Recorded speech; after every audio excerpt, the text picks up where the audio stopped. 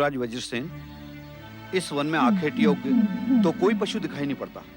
हम भी यही सोच रहे हैं वरुण। आज एक भी आखेट हाथ नहीं आया।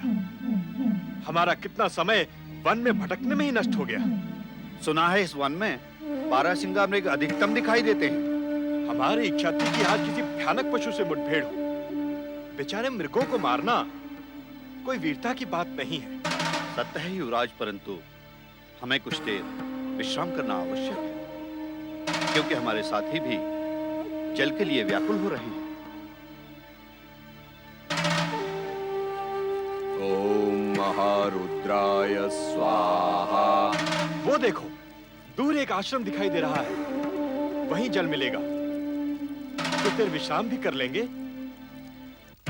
ओम महारुद्राय स्वाहा। ओम महारुद्राय स्वाहा। युवराज, उधर ना जाएं। यह आश्रम हमारे घोर शत्रु भद्रसेन के राजगुरु धुर्जटी का है। मैं पहले भी एक बार गया था, अपमानित होकर लौट आया। राजगुरु धुर्जटी बहुत क्रोधी स्वभाव के हैं। राजगुरु धुर्जटी का नाम हम बचपन से सुनते आ रहे हैं वरुण। कूटनीति और राजनीति के गुरु के रूप में इनकी समानता कोई नहीं कर सकता। अब स्मरण हुआ, पिताश्री भी बहुत पहले मुझे इनके पास ले गए थे, मुझे इनका शिष्य बनाने के लिए। परंतु इन्होंने अपने शत्रु के पुत्र को शिष्य बनाना स्वीकार नहीं किया था। फिर तो उनके आश्रम में जाने का कोई प्रश्न ही नहीं उठता। ये हमारे शत्रु के राजगुरु हो सकते हैं, परंतु हमारे शत्रु तो नहीं है। और इन जैसा ज्ञानवान व्यक्ति किसी अतिथि को कभी निराश नहीं करेगा। चलो।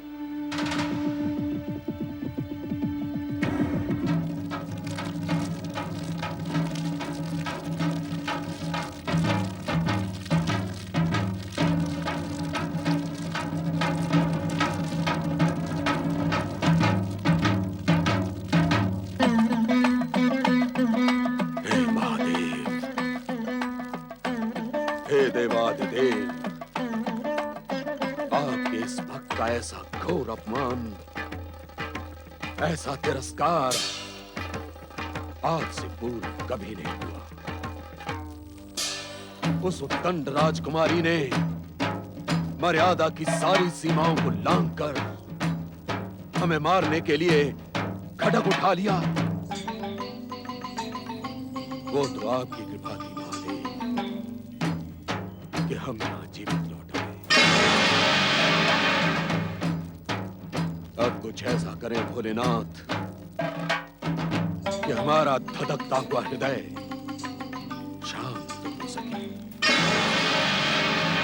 कोई ऐसा उपाय करें महादेव कि उस धृष्ट सुमति को उसकी करनी का दंड मिले।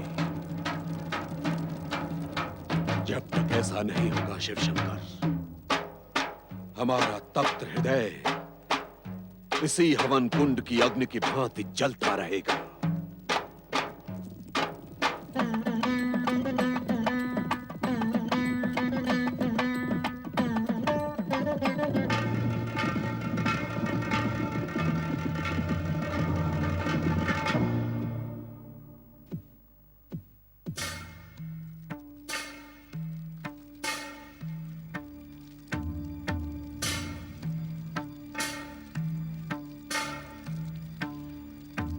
प्रणाम गुरुदेव। कौन हो तुम और किस उद्देश्य से यहाँ आए हो?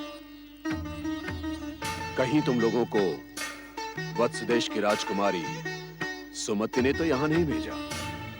गुरुदेव, संभवतः आपने मुझे पहचाना नहीं। कुछ समय पूर्व मैं अपने पिताश्री के साथ आपका शिष्य बनने आया था।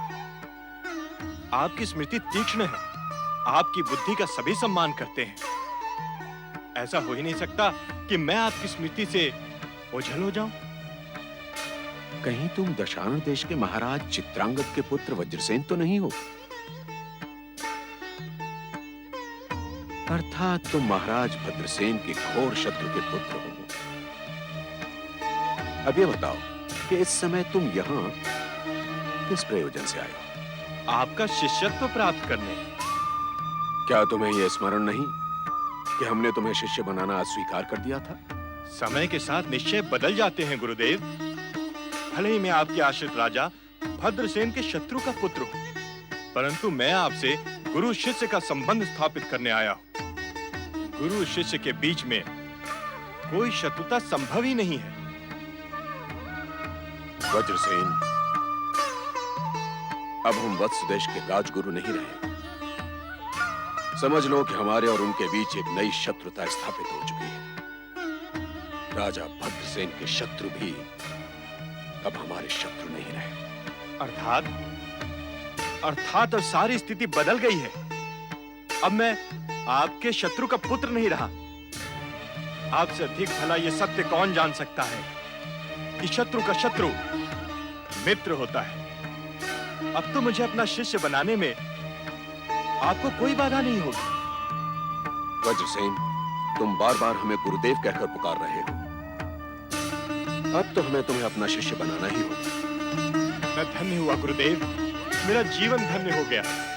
भाग्य का खेल देखें कि मैं उचित समय पर आपकी सेवा में उपस्थित हुआ।